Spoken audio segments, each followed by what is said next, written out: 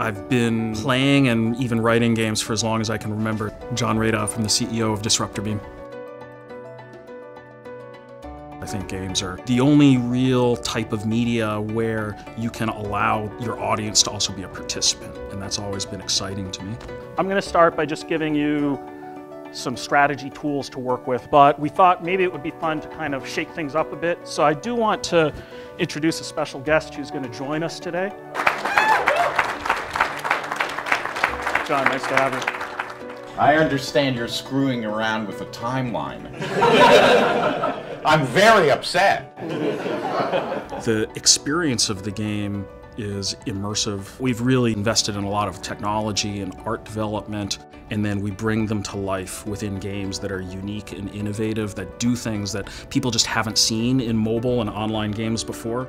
We don't do cookie cutter games. We start with the love that the fans have. We're fans ourselves, and I think people will see that. If you're a Star Trek fan, Star Trek Timelines is the game for you because all the timelines, all the different universes have come together in a huge temporal anomaly explosion. It's chaos because all these people don't belong in the same group together. That kind of chaos is going to create problems, and you're going to solve those problems with the help of all your favorite characters from every single show and the original films. The thing we're bringing that's new to Star Trek games is some of the gameplay choices players have, because the world of Star Trek isn't about who has more guns and who has more shields. It's just as often about who can more cleverly handle a tense conversation with an aggressive alien race. With our conflict system in particular, we're letting players choose the way they want to resolve a sticky situation.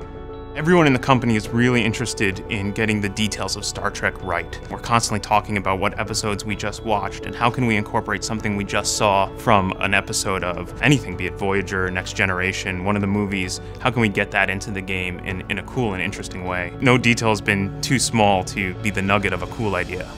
Star Trek Timelines looks better than anything else you've played on a tablet. A film-like experience of Star Trek, right? It's going to be big, the ships are going to be gorgeous, you're going to be exploring space, plus you have all the characters and the stories and the universe that you love all in one place. Star Trek Timelines is an opportunity for wish fulfillment. I thought about, like, what happens if Kirk and Picard, we saw that in the movie, would have more adventures. And so for me, it's just been this, like, exercise of fantasy.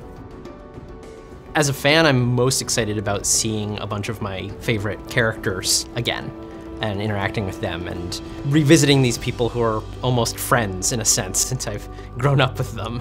I don't want to say this too loud because their heads are going to get bigger and bigger and bigger. The Disruptor Beam team is terrific.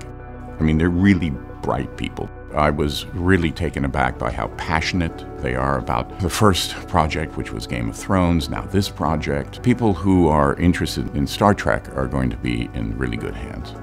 The great fun of this experience is that I've been able to listen to and ask tons of questions of the designers, the developers, the story people. So I'm walking beyond what my usual role is, which is as an actor, and sort of getting my hands dirty.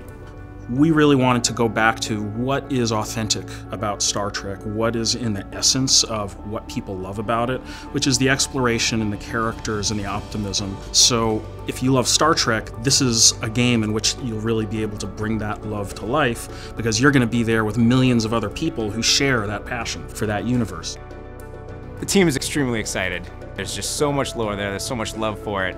We've also taken upon ourselves the challenge to make the most authentic Star Trek game ever. It's really rewarding that you know the person sitting next to you is going to be working as hard as you, and that there's going to be some great stuff made as long as you keep working together.